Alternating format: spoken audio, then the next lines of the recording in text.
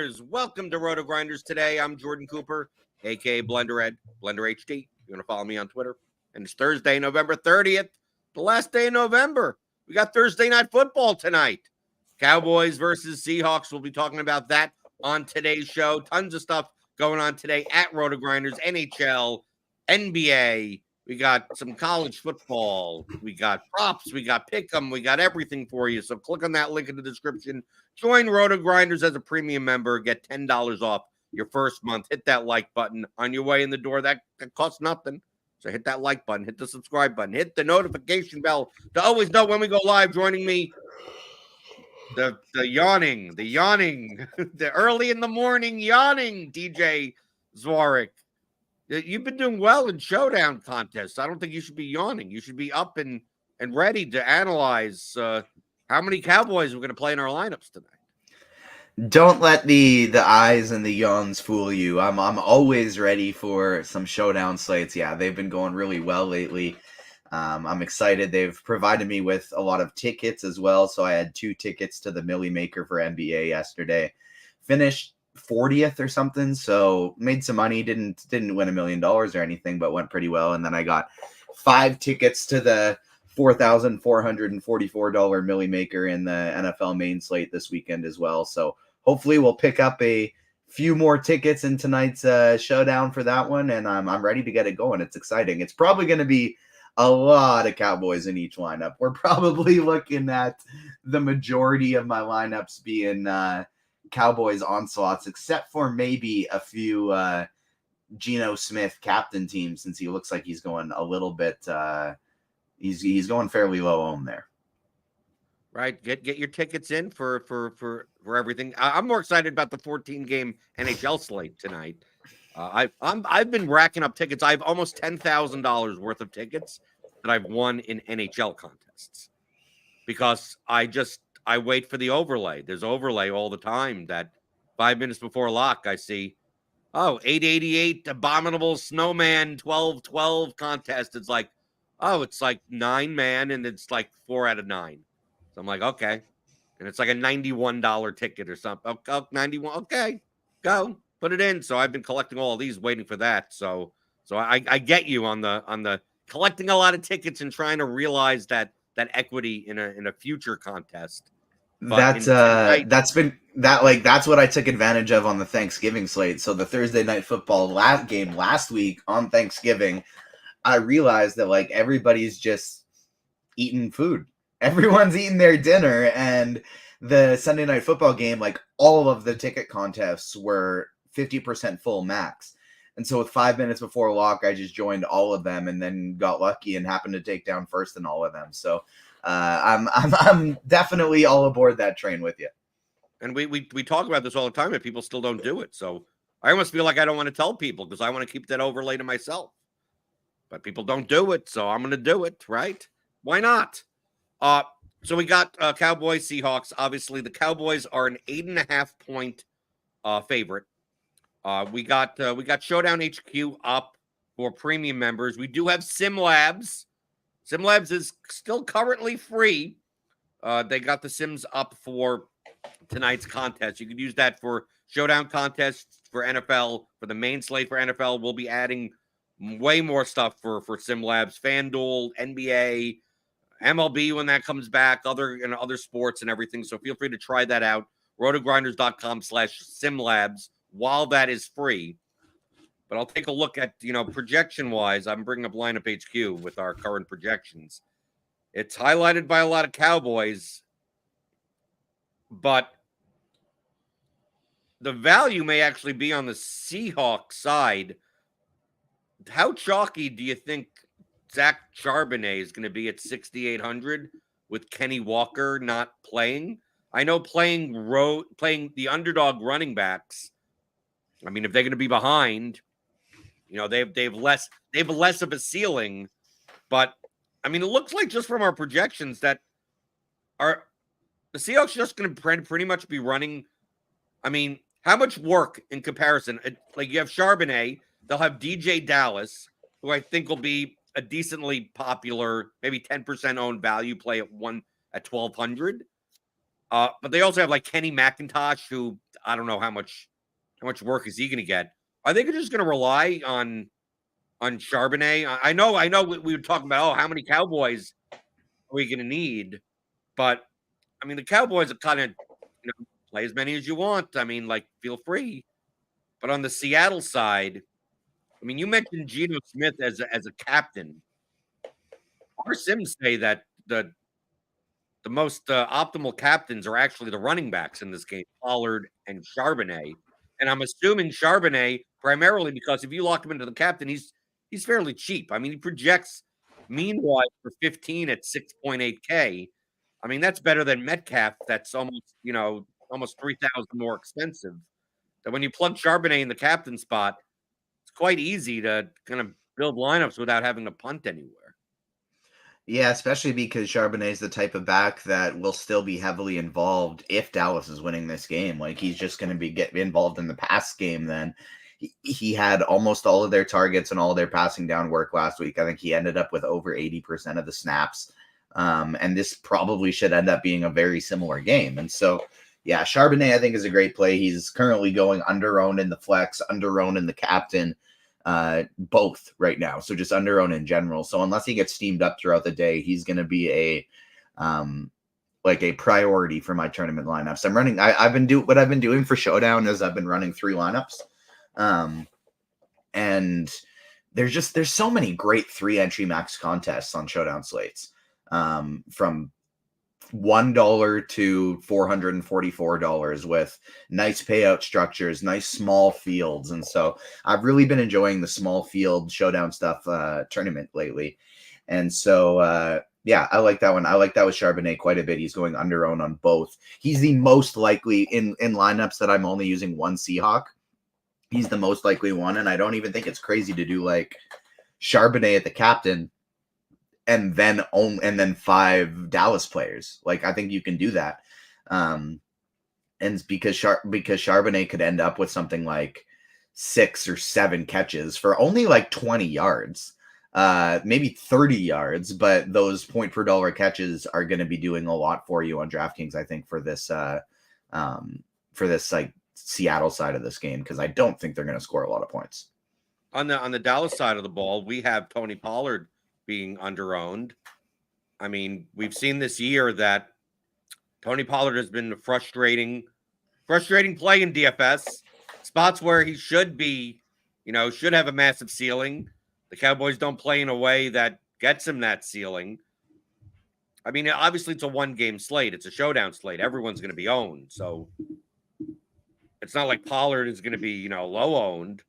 But do you think more people are going to play Prescott Lamb type of stacks than play Pollard? Or is it the type of thing where, I mean, there are constructions where you could play Dak, you could play Pollard and Lamb. You could do that, but it kind of funnels you into very similar types of lineups, which then obviously raise your duplication factor.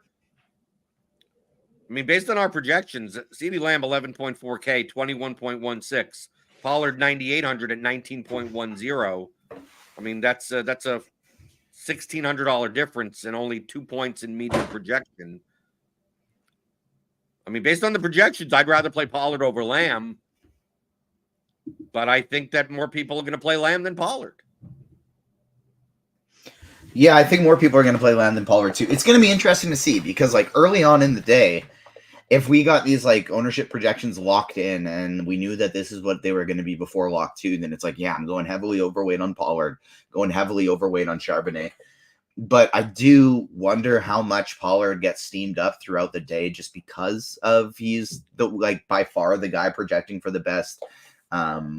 Like, he's got the biggest difference between ownership projection and optimal percentage right now. And so I do wonder if he's going to get steamed up throughout the day. And if that's the case, I will maybe kind of fall back to the Dak and CD side of things later on in the day. I'm kind of surprised to see Dak's optimal percentages, both in the flex and the captain position so low today.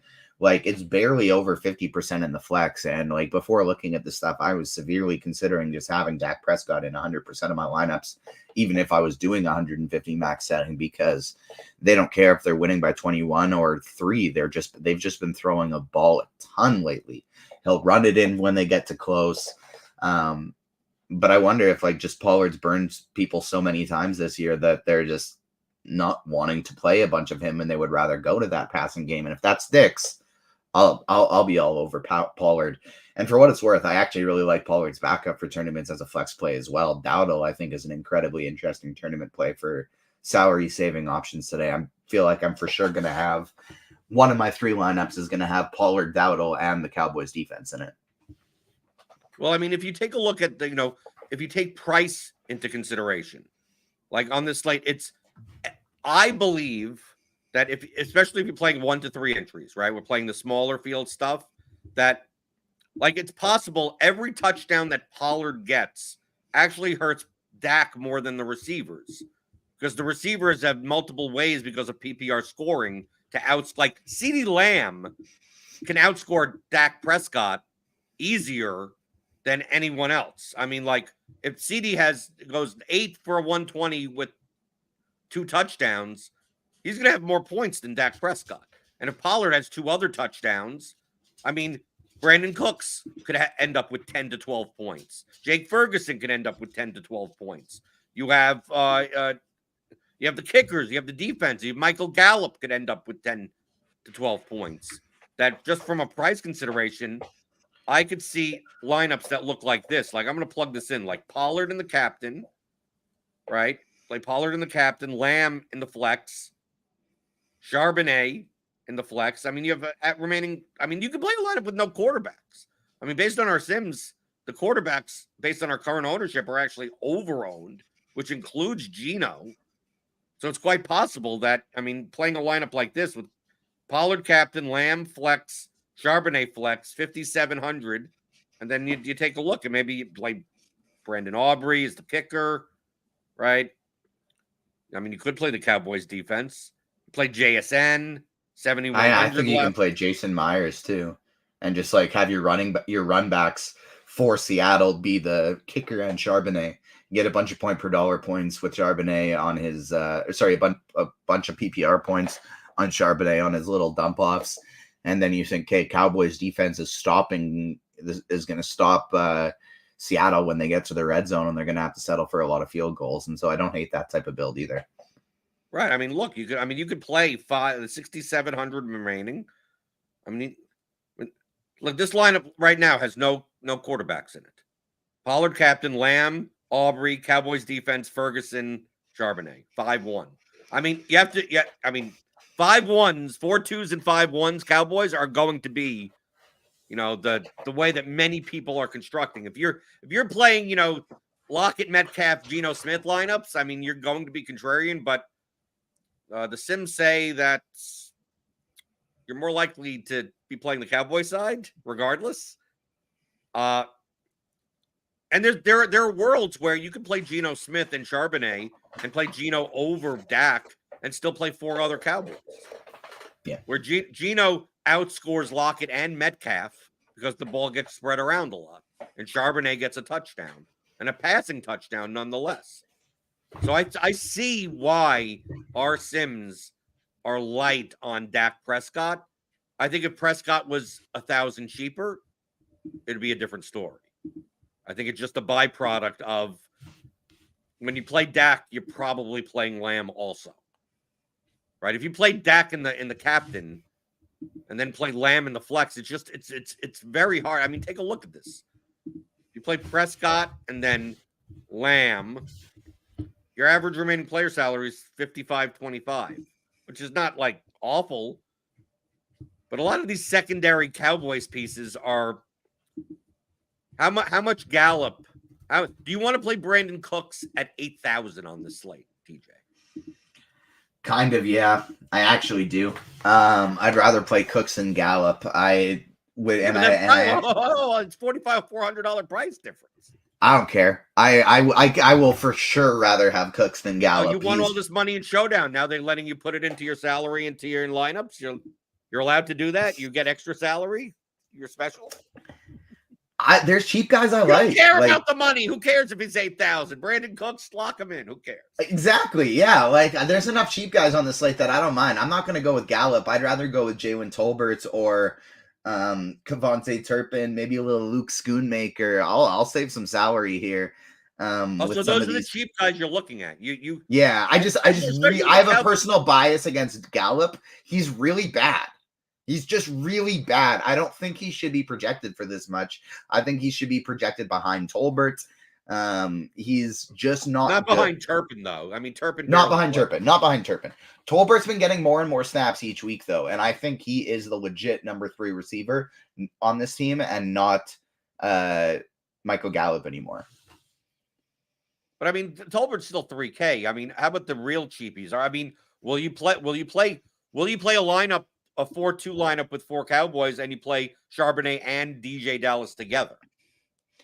I would consider that, just because I could see this being a scenario where, like, that to me would be the Dallas blows out Seattle by a lot lineup. So in the fourth quarter, Charbonnet's just not even on the field anymore because they're down by 4 touchdowns. Like, that'd be the sort of game script I'd be thinking of with that style of lineup. But I don't think I would still probably try and get up to somebody like Turpin instead of DJ Dallas, maybe even Luke Schoonmaker instead of DJ Dallas, as long as I have maybe Dak Prescott in that lineup. But, like, Charbonnet's young. Like, it's not like Charbonnet's some old pass catching back that they're going to be like, we don't want to run him out there for too many snaps. Like, they probably want to see what they got with him, even if they're losing. And so I really don't think that DJ Dallas is going to be taking away that much from Charbonnet today. And so I would especially since Charbonnet is going under-owned, I would rather just get heavily overweight on him, not worry about the DJ Dallases of the world. And, like, I'm currently leaning, like, right now our sims show that I think that it's the most optimal lineup is a 3-3 than a 4-2, correctly? Well, in bulk, in volume. Yeah, in volume. The number plus it, right. I mean, obviously, there are plenty of 5-1 lineups that are awful. Just that there are more 3-3 lineups that project well. Yeah, and so, like, I think I'm going to, like, 5-1 is going to be my preference today, I think. And I, like, Charbonnet or Metcalf are going to be kind of where I want to go for on the Seattle side of things. Load up on Dallas and then just play one of those 2 guys. Maybe Brandon Aubrey is my cheap Seattle. Maybe Jason Myers is my cheap Seattle guy. But I don't really think I'm going to try and go to much DJ Dallas down cheap. Well, you mentioned Rico Dowdle. Would you play a lineup that has Pollard and Dowdle together? Yes, I would much rather play a lineup that has Pollard and Dowdle than Charbonnet and Dallas. But a lineup that has Pollard and Dowdle seems like a lineup that you wouldn't play Dak in. Potentially, but, like, those could both be receiving touchdowns, and so I don't mind that either. Like, Dallas their implied run total is implied point total is 28 points tonight, and I feel like if I'm taking one of the sides, if I have to bet on one of the sides, it would be over, and so I don't hate the idea of playing Prescott with both of them, because to me, if Dowdle scores points, it's likely either going to be a passing reception like he got last time, or they're up a whole bunch of points. And so both Dowdle and Pollard have been involved. And then the reason they're now getting involved is because with 30 plus points in the fourth quarter, Prescott already has thrown 3 touchdowns or run for 1 and thrown 2. So I don't hate the idea of playing Prescott, Dowdle, and Pollard together. And throw CeeDee Lamb there too. And my thought process is Cowboys score 30 to 40 points tonight, and all of these guys can be optimal. Okay, I'm looking at SimLabs right now, which you could use free for now. Go to rotogrinders.com/SimLabs. This ties into our RotoGrinders projections and ownership, which is the same thing that you see here with our Showdown HQ, our sim tool with the output here. So essentially, the SimLabs is like a back end to this. So I put in, so I'm looking at, smaller field. So, the contest that we're talking about, low results range. So we don't throw in like the barely projected players, kind of slower. We're looking for lineups that look we're not caring as much about duplication. Just like, okay, lineups that look somewhat reasonable, that you don't look at and you vomit. Okay, I want to focus more on lineups that have high players with high optimal rates. That's what this ownership column is. Okay, people look at it as that, oh, this is projected ownership. No, this is more tied to this, right? You see these bars? So players that are more likely to be optimal, these orange bars, are going to be in more line. Obviously, they're going to be more owned because obviously there's a reason why people are playing these players, because they're more likely to be optimal. But it's more in relation to how often they're optimal than the projected ownership of the lineup. So I'm going to look at lineups that have a lot of players that have high optimal rates, right? I don't care that much about the projection. I really don't care about correlation or upside or whatever. I want like very high I want game-based simulations. I want high optimal rates, right? So I'm looking at those are the sets of lineups that I'm looking to look at.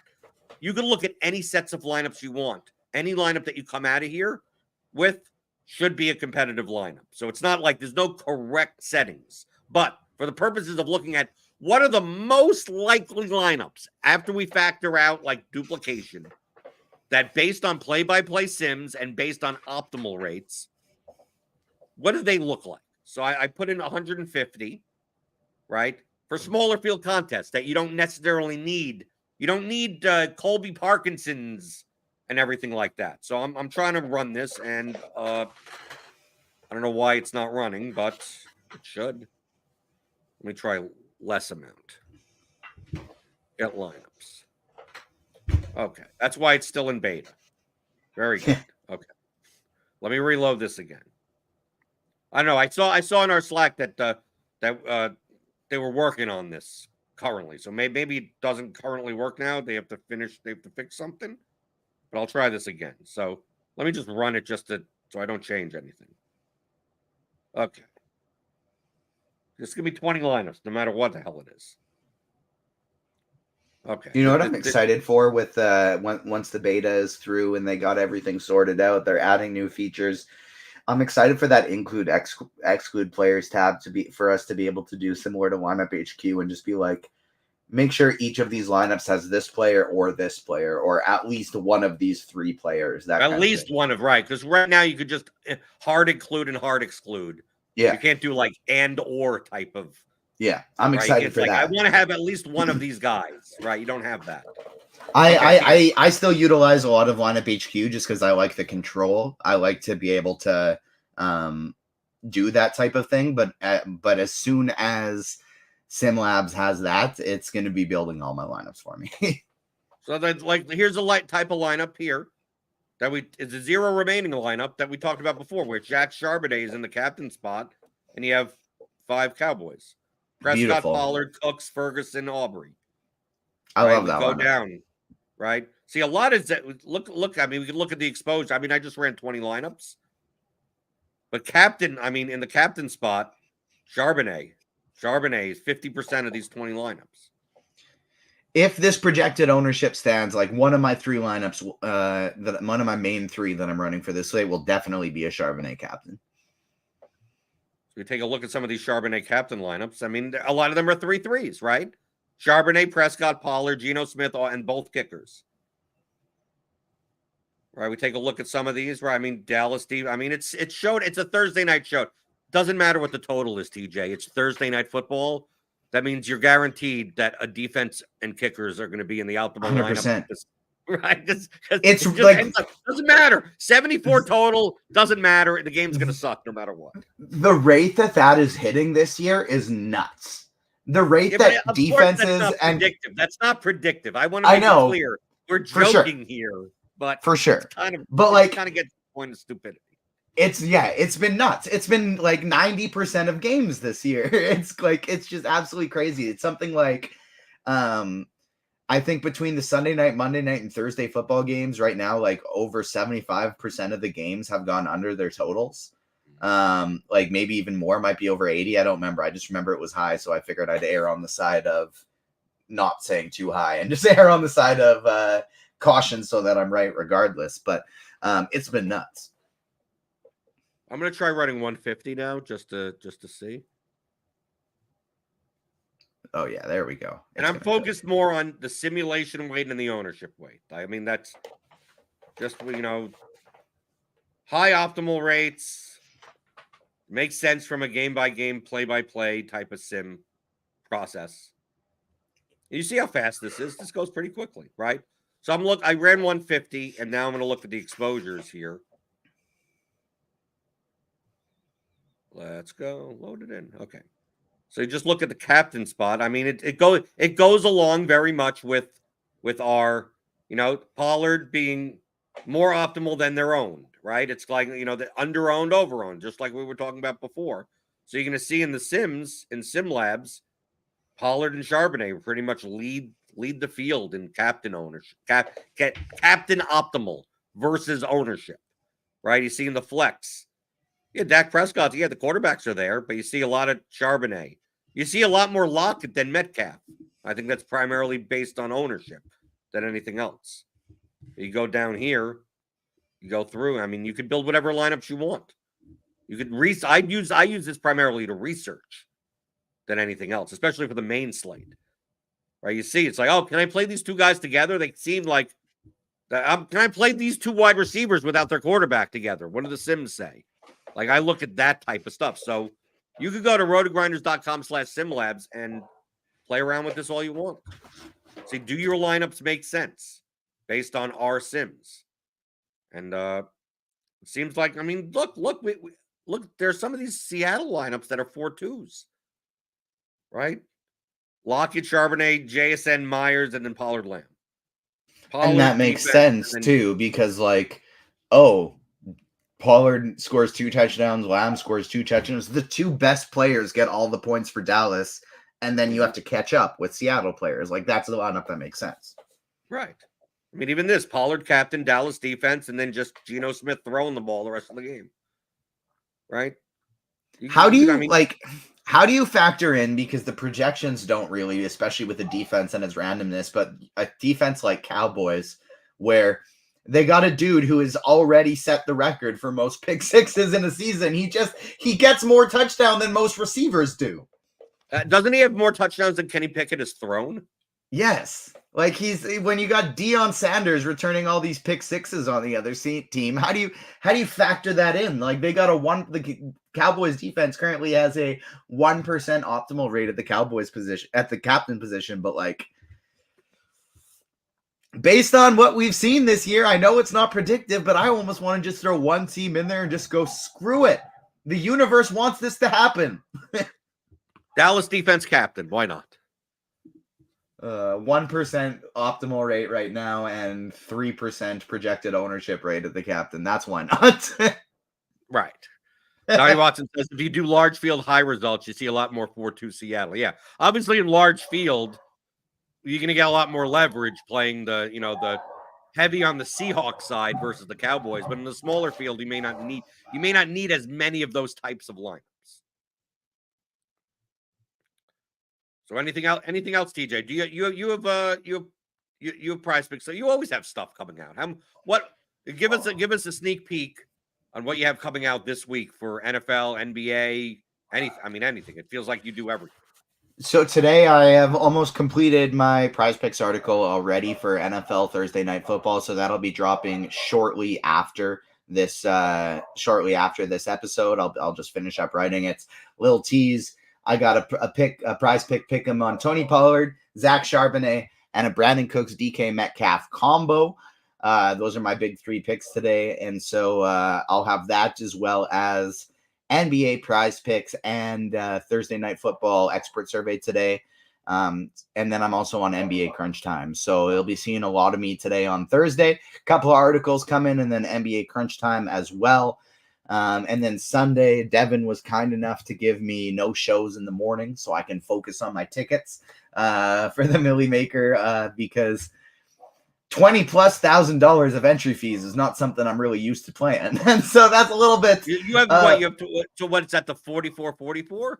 Yeah, the 44-44. So basically, you have like 5 entries into that, 4 or 5 entries. I have 5 entries, and that one's only a 19 entry max with like 600 and some people in it. So pretty good set of chances, pretty good set of bullets on that one. I'm excited. Yeah, and if you cash 2 entries, you profit anyway. Yeah, like even if you just in cash 2 of them. If I'm in cash one of them, I technically do because they were one tickets and not paid entry fees. But exactly, like 2 of them, and that's all of a sudden a big day. Well, good luck to you. I'm waiting for the 12th. I got MMA tickets because especially in NHL, especially when you do them cross sport, like the cross sport satellite tickets almost never get over. I mean, they're almost always overlaid. So like if I see anything in a lobby with like soccer, it's like it'll be like, oh, it's 2 out of 9. Like I literally, it'll be like 3 out of 9 at lock. And it's like, okay, well, I'll take I play soccer, right? MMA, 555 ticket. It's 3 out of 9 at lock. It's like, okay, well, that's giving him. I mean, I only have to compete against 3 people. They're leaving like there's only $200 in actual entry fees in there, but they're giving away a 555 ticket. So give me the MMA ticket. So did you see how this little hot streak of mine started? No, how did it start? It was with MMA, and so I know nothing about the scoring system, nothing about a single fighter. I think like the last fight, I think I remember sitting down and watching the entire thing was like Brock Lesnar and Alistair Overeem, like a long time ago. Yeah, exactly. Like when George St. Pierre was kicking ass, I watched a lot of George St. Pierre just because he's Canadian and he was in a Captain America movie, so that made him my favorite fighter. But I'm producing the MMA show. We got Mike on, we got Liam on. Mike has 5 conviction plays in lineup HQ. I just plopped in those 5 conviction plays. You just said I'm going to play them all. I played all 5 of them, and then Liam had I don't remember the guy's name, but in the last MMA slate, big underdog he liked came in at 5% owned. I plugged him in too, and then he knocked the guy out in the first round. And so I ended up finishing second in the GPPs I entered, and 100x'd my entry fees. Sometimes you get lucky, right? Yeah. You don't need to know that much about the sport. Sometimes it's better to be lucky than good. Just listen to the guys who do. Right. Subscribe to RotoGrinders. Become a premium member. Click on that link in the description. Get $10 off your first month. Join us in the Discord, especially if you're playing NHL. Our NHL channel in our Discord is amazing. You don't need to check Twitter for anything. You get all the news, all the updates. Lineup HQ gets updated. The projections get updated. It's beautiful, especially on a 14-game slate. You're going to need that. So join us there, rotogrinders.com/Discord. Follow TJ. Find him in the Discord. He's in there also. I'm in there. You could always tag us at any time. I'll be back tomorrow with Squirrel Patrol to talk about GPP strategy for the NFL Week 13 slate coming up this weekend. Try out SimLabs. Hit that like button on your way out the door. Hit the subscribe button. Hit the notification bell to know when we go live. We got NBA Grinders Live. We got Crunch Time later today. We got the NFL Pre-Lock Show. We got tons of NFL content coming out tomorrow. And you'll always get me here 11 o'clock in the morning, Monday through Friday, talking about all things you're thinking about in daily fantasy props and pick'em on RotoGrinders Today.